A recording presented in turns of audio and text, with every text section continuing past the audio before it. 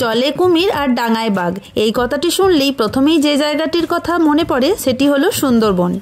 আর সুন্দরবন মানেই লঞ্চে করে অগাধ জলরাশির মধ্যে ঘুরে বেড়ানো, কখনো বা সরু খাঁড়ির মধ্যে দিয়ে চলা, আর দুপাশে ঘন জঙ্গল, আর তার সঙ্গে যদি থাকে 4 বেলা পেট পুড়ে এলাহি খাওয়া দাওয়ার আয়োজন, তাহলে তো আর কথাই হবে না।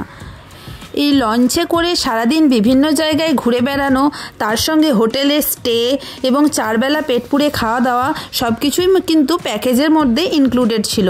আর আমাদের এই সম্পূর্ণ ট্যুরটি অ্যারেঞ্জ করেছিলেন ম্যানগ্রোভ অ্যান্ড ইয়াত্রিক ট্রাভেলস। ওনাদের ব্যবস্থাপনায় আমাদের ট্যুরটি কিন্তু খুবই সুন্দরভাবে হয়েছিল, আর ওনাদের চার্জও কিন্তু খুব কম। তাহলে চলুন এই ট্যুরের সমস্ত তথ্য আমি এই ভিডিওর মাধ্যমে আপনাদেরকে শেয়ার করব। তাহলে ভিডিওটি প্রথম থেকে শেষ পর্যন্ত দেখতে থাকুন। তবে ভিডিওটি শুরু করার আগে সকলের কাছেই অনুরোধ রইল, যারা এখনও পর্যন্ত চ্যানেলটিকে সাবস্ক্রাইব করেননি দয়া করে চ্যানেলটিকে সাবস্ক্রাইব করে পাশে থাকা বেল আইকনটি অন করে রাখবেন, যাতে আমার নতুন নতুন ভিডিওর নোটিফিকেশান আপনি সবার আগে পেয়ে যান। আমাদের এই সম্পূর্ণ ট্যুর প্ল্যানটি ছিল 2 রাত্রি 3 দিনের, আর আমরা যাত্রা শুরু করেছিলাম বর্ধমান থেকে। বর্ধমান থেকে ভোর ভোর বেরিয়ে আমরা ট্রেনে করে চলে এলাম শিয়ালদা। তারপর শিয়ালদার দক্ষিণ শাখা থেকে আমরা ধরেছিলাম 7:40-এর ক্যানিং লোকাল। আপনাদেরকে সুন্দরবন ট্যুরটি ভালোভাবে করতে গেলে এই 7:40-এর ক্যানিং লোকালটিই কিন্তু ধরতে হবে, তা না হলে তার আগের যে কোনো লোকালও আপনারা ধরতে পারেন।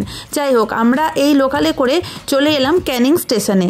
আর ক্যানিং স্টেশনের বাইরে আমাদের জন্য ওয়েট করছিলেন আমাদের যে ট্যুর অপারেটর, অর্থাৎ ম্যানগ্রোভ অ্যান্ড ইয়াত্রিক ট্রাভেলসের এই যে দাদা আমাদের জন্য বাইরে ওয়েট করছিলেন। এরপর উনি আমাদেরকে এই অটোর মধ্যে বসিয়ে দিলেন, আর এখান থেকেই কিন্তু আমাদের প্যাকেজ শুরু হলো। অটোয় করে আমরা এগিয়ে চললাম সোনাখালি ঘাটের দিকে। আমাদের বুকিং ছিল ক্যানিং টু ক্যানিং, অর্থাৎ ক্যানিংয়ে নেমেই ওই দাদা রিসিভ করার পরই কিন্তু আমাদেরকে এই যে অটোয় চাপিয়ে দিলেন। এরপর কিন্তু যাবতীয় দায়িত্ব ওনাদেরই ছিল, আমাদেরকে কিন্তু আর কিছু ভাবতে হয়নি। ধীরে ধীরে আমরা ব্রিজ পার করে এগিয়ে চললাম সোনাখালি ঘাটের দিকে। আমরা এসে পৌঁছে গেছি সোনাখালি ঘাটে। এখান থেকেই রয়েছে আমাদের লঞ্চ। আমাদের লঞ্চের নাম ছিল সাগর সাথী, এই যে দেখতেই পাচ্ছেন। আমরা এবার এই লঞ্চে চেপে বসবো। ক্যানিং থেকে এখানে আসতে সময় লাগলো প্রায় 40 মিনিট মতো। লঞ্চে চেপে বসার কিছুক্ষণের মধ্যেই চলে এলো আমাদের ব্রেকফাস্ট। দেখতেই পাচ্ছেন ফুলকো ফুলকো লুচি, তার সঙ্গে আলুর দম, মিষ্টি, সব কিছু মিলিয়ে ব্যাপারটা একদম জমে গেছিলো। আমরা ঝটপট আমাদের ব্রেকফাস্ট সেরে নিলাম। এরপর ধীরে ধীরে এগিয়ে চললো আমাদের লঞ্চ। বেশ একটা রোমাঞ্চকর ফিলিংস হচ্ছিল, ভালোই লাগছিল, চারপাশের ভিউটাও বেশ সুন্দর লাগছিল। ধীরে ধীরে আমরা এবার এগিয়ে চললাম আমাদের যাত্রাপথে।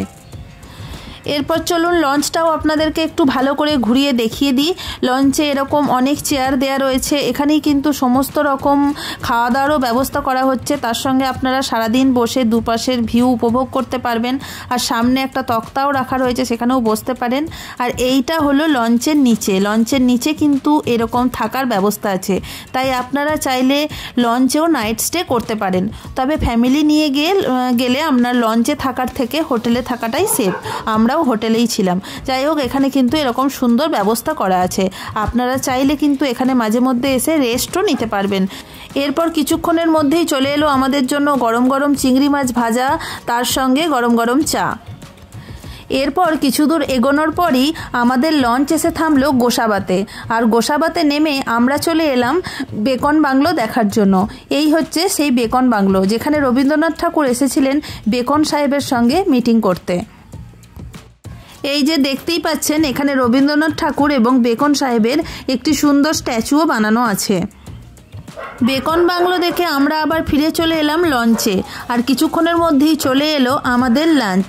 গরম গরম ভাত, ডাল, তার সঙ্গে 2 রকমের মাছ, বেগুনি, সবজি, সব কিছু মিলিয়ে লাঞ্চ একদম জমে গিয়েছিল। আর খাবার দাবারের টেস্টও ছিল অসাধারণ। দুপুরে জমিয়ে লাঞ্চ সারার পর নিচে চলে গেছিলাম একটু রেস্ট নিতে। তারপর ঘুম ভাঙলো ওনাদেরই ডাকে। ওনারা কমলালেবু নিয়ে এসে হাজির। সেই কমলালেবু খেতে খেতেই আমরা বিকালের এই সুন্দর সানসেট উপভোগ করতে থাকলাম লঞ্চ থেকেই। এরপর আমাদের লঞ্চ এসে থামলো পাখিরালয়ে।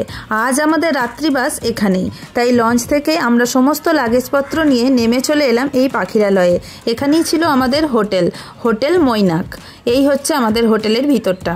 হোটেলে পৌঁছে একটু ফ্রেশ হতে না হতেই চলে এলো গরম গরম চিকেন পকোড়া, তার সঙ্গে গরম গরম চা। চিকেন পকোড়া আর চা খেয়ে আমরা বেরিয়ে পড়লাম পাখিরালয়ের মার্কেটটি ঘুরে দেখতে। এখানে কিন্তু এনাদের হাতের তৈরি অনেক জিনিস পাওয়া যায়, তাই আপনারা চাইলে এখান থেকে কিন্তু অনেক কিছু কেনাকাটা করে নিয়ে যেতে পারেন ঘরের জন্য। আমরাও এই মার্কেটে ঘুরে বেশ কিছু কেনাকাটা করলাম। এরপর আমরা হোটেলে ফিরে চলে এলাম। আর হোটেলে আজকে সন্ধ্যায় আমাদের জন্য আয়োজন ছিল সুন্দর ঝুমুর নাচের অনুষ্ঠান, তাই সেই অনুষ্ঠান আমরা বেশ কিছুক্ষণ বসে বসে উপভোগ করলাম।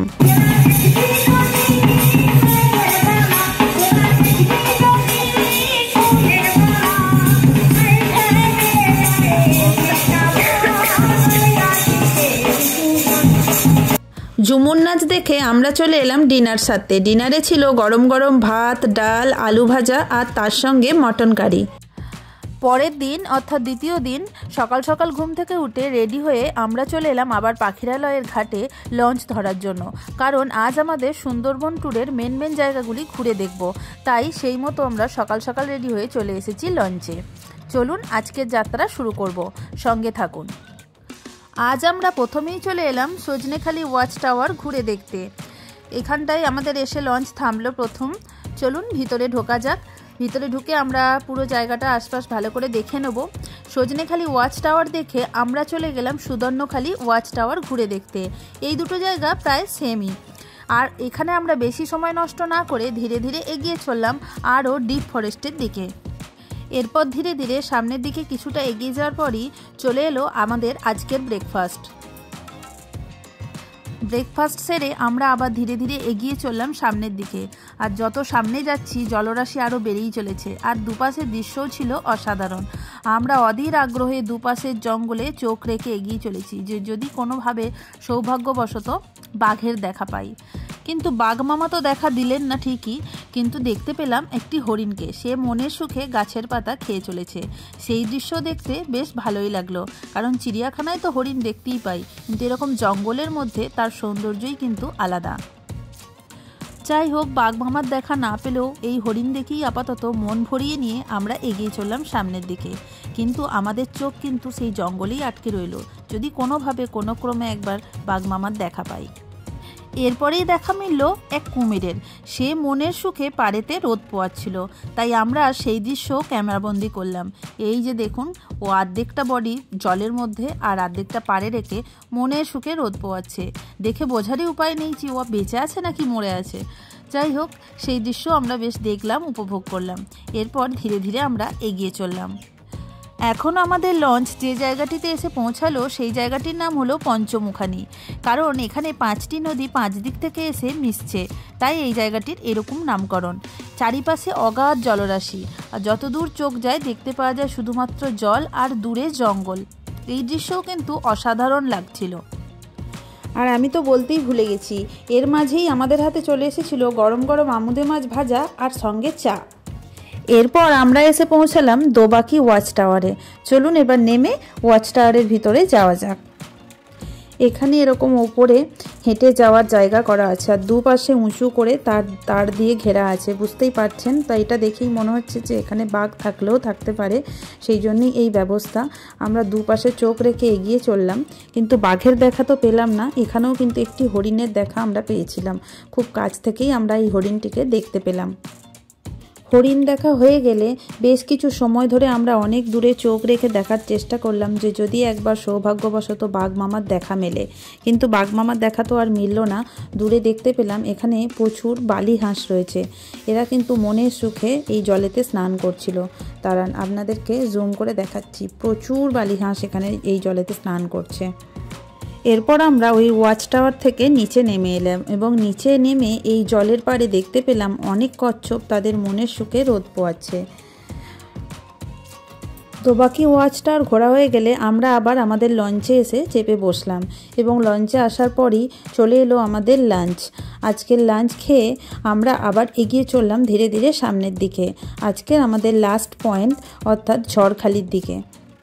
আমরা ঝড়খালি এসে পৌঁছে গেলাম। ঝড়খালিতে নেমে এরকম একটা বাঁশের ব্রিজের ওপর দিয়ে কিছুটা রাস্তা হেঁটে যেতে হয় এবং তারপরে এখানে কিন্তু একটি সুন্দর মার্কেট রয়েছে। এই যে ফলগুলো দেখতে পাচ্ছেন সবুজ সবুজ রঙের, এগুলো নাকি কেওড়া ফল। এছাড়া বিভিন্ন কয়েদবেল, তেঁতুল এসব তো রয়েইছে। এই মার্কেটেও কিন্তু বেশ কিছু জিনিস পাওয়া যায়, তাই আপনারা চাইলে এখান থেকেও কিছু কেনাকাটা করে নিতেই পারেন। এবার আমরা গেটের সামনে চলে এলাম। এখানে এন্ট্রি ফি আছে 30 টাকা করে। 30 টাকা এন্ট্রি ফি দিয়েই ভিতরে প্রবেশ করতে পারবেন। আমরা টিকিট কেটে ভিতরে প্রবেশ করলাম। এখানে ঝড়ে আঘাতপ্রাপ্ত বাঘদের এনে রাখা হয়। এখানে সর্বমোট এই মুহূর্তে 3টে বাঘ রয়েছে। তার মধ্যে এই যে একটি দেখা পেলাম, আরও একটি বাঘেরও দেখা পেলাম। এই জঙ্গলের মধ্যে বাঘের দেখা না মিললেও এখানে এসেই আমরা ওই আর কি দুধের তেষ্টা ঘোলে মেটালাম। এছাড়াও দেখতে পেলাম বেশ কিছু কুমিরকে রোদ পোয়াতে। এমন করে শুয়ে আছে দেখে বোঝবারই উপায় নেই যে এগুলি অরিজিনাল কুমির নাকি আর্টিফিশিয়ালি বানানো। যাই হোক, বেশ কিছু সময় এখানে কাটিয়ে বাঘ, কুমির, ময়ূর, ঈগল এসব দেখে আমরা এবার বেরিয়ে চললাম আবার আমাদের লঞ্চের উদ্দেশ্যে। এরপর আমাদের ফেরার পালা। এরপর আমরা আবার লঞ্চে চেপে এসে বসলাম। লঞ্চ ধীরে ধীরে এগিয়ে চললো ফেরার পথে, অর্থাৎ আজ আমরা আবার ফিরে যাব আমাদের হোটেল পাখিরালয়ে। চলুন ধীরে ধীরে এবার এগিয়ে চলি। আর কালকের মতো আজকেও চলে এলো আমাদের হাতে আপেল। কালকে আমাদেরকে দেওয়া হয়েছিল কমলা লেবু, আজকে দেওয়া হলো আপেল। এইভাবেই আমাদের লঞ্চ ধীরে ধীরে এগোতে থাকলো আর চারিপাশে একদম অন্ধকার ঘনিয়ে এলো। আর এই অন্ধকারের দৃশ্য তো অপূর্ব লাগছিল। দেখুন কত সুন্দর লাগছে লঞ্চটা। পূর্ণিমার রাত হলে কিন্তু এই দৃশ্য আরও অপূর্ব লাগবে। যাই হোক, বেশ একটা রোমাঞ্চকর ফিলিংস হচ্ছিল, একটু একটু ভয়ও লাগছিল, কারণ চারিপাশে শুধুই অন্ধকার, জল আর দুপাশে জঙ্গল। সেই রাস্তার মধ্যে দিয়ে আমরা এগিয়ে চলেছি। আজকে সন্ধ্যে স্ন্যাক্সে আমাদের দেওয়া হয়েছিল গরম গরম বেগুনি আর তার সাথে মুড়ি। বেশ এনজয় করেই আমরা খাচ্ছিলাম আর তার সঙ্গে ওই রাত্রের রোমাঞ্চকর অনুভূতি ফিল করছিলাম। যাই হোক, শেষ পর্যন্ত এসে পৌঁছালো আমাদের লঞ্চ পাখিরালয়ে। পাখিরালয়ে আমরা আবার নেমে গেলাম এবং আমাদের হোটেলে পৌঁছে গেলাম। আজকেও আমরা একটু পাখিরালয় মার্কেটটা আরও একবার ঘুরে এলাম, কারণ আজকের রাতটাই হলো শেষ রাত। কালই আমাদের বাড়ি ফেরার পালা। মার্কেট ঘুরে আমরা আবার চলে এলাম হোটেলের রুমে। তার রাতের ডিনারের ডাক পড়লো। রাতের ডিনারে আজকে ছিল ফ্রায়েড রাইস, তার সঙ্গে চিলি চিকেন। আমরা তাড়াতাড়ি ডিনার করে ঘুমিয়ে পড়লাম, কারণ কাল সকালেই বাড়ি ফেরার পালা। পরের দিন অর্থাৎ তৃতীয় দিন সকাল সকাল ঘুম থেকে উঠে আমরা রেডি হয়ে নিলাম, কারণ আজ বাড়ি ফেরার পালা। তাই হোটেল মৈনাককে টাটা বাই বাই জানিয়ে আমরা বাড়ি ফেরার পথ ধরলাম। লাগেজপত্র নিয়ে এগিয়ে চললাম লঞ্চের দিকে। লঞ্চে চেপে বসলাম। লঞ্চ এগিয়ে চললো। আজকে আমাদের আরেকটি স্পট ঘুরে দেখাবে, সেটি হলো লোকনাথ বাবার আশ্রম। চলুন, আমরা সেই স্পটটিতে চলে এসেছি। লঞ্চ আমাদেরকে এসে নামিয়ে দিল। আমরা এবার আশ্রমটি একটু ঘুরে দেখব। আশ্রমটি ঘুরে দেখেই আমরা এবার ফিরে যাব বাড়িতে। আর লাস্ট আমাদেরকে এখানে আজকের লাঞ্চ খাইয়েই বিদায় জানানো হবে। তবে 3 দিন ধরে এদের খাওয়া দাওয়ার যে এলাহি আয়োজন ছিল, সেটা সত্যি করেই আপনারা চোখে দেখতেই পেলেন, বলে বোঝানোর মতো নয়। আর খাবার দাবারের টেস্টও ছিল অসাধারণ, তাই এদের ব্যবস্থাপনা নিয়ে কোনো কথা হবে না। লোকনাথ বাবার আশ্রম ঘুরে আমরা আবার লঞ্চে চেপে বসলাম। লঞ্চ আমাদেরকে যে সোনাখালি ঘাট থেকে চাপিয়েছিল, সেই সোনাখালি ঘাটে এসেই আবার ছেড়ে দিল এবং সেখান থেকে আবার আমাদের অটোতে চাপিয়ে দেওয়া হয়েছিল এবং অটো এসে আমাদেরকে ছেড়ে দিল ক্যানিং স্টেশনে। অর্থাৎ যে ক্যানিং স্টেশন থেকে আমরা যাত্রা শুরু করেছিলাম, সেই ক্যানিং স্টেশনে এসেই আমাদেরকে ছাড়লো।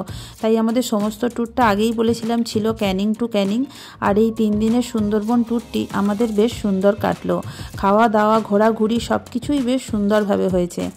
তাই আপনারাও চাইলে কিন্তু এই ম্যানগ্রোভ অ্যান্ড ইয়াত্রী ট্রাভেলসের সঙ্গে যোগাযোগ করে সুন্দরবন ঘুরতে আসতেই পারেন। আর এনাদের প্যাকেজ শুরু হচ্ছে মাত্র 2999 টাকা থেকে। তাই দেরি না করে ঝটপট আপনারাও বুক করে নিতে পারেন। আমি এনাদের কন্ট্যাক্ট নাম্বার ডেসক্রিপশন বক্সে দিয়ে দেবো, আপনারা চাইলে যোগাযোগ করে নিতে পারেন। আর এই ভিডিওটি কেমন লাগলো অবশ্যই কিন্তু কমেন্ট করে জানাবেন। যদি ভালো লেগে থাকে অবশ্যই একটি লাইক করবেন এবং বন্ধুদের সঙ্গে শেয়ার করে দেবেন, যাতে সমস্ত তথ্য আরও অনেকেই জানতে পারে। তাহলে চলুন, ভিডিওটি আমি এখানেই শেষ করছি। আবার দেখা হবে নতুন কোনো জায়গায় নতুন কোনো ভিডিও নিয়ে। ততক্ষণ পর্যন্ত সকলে ভালো থাকবেন, সুস্থ থাকবেন। টাটা।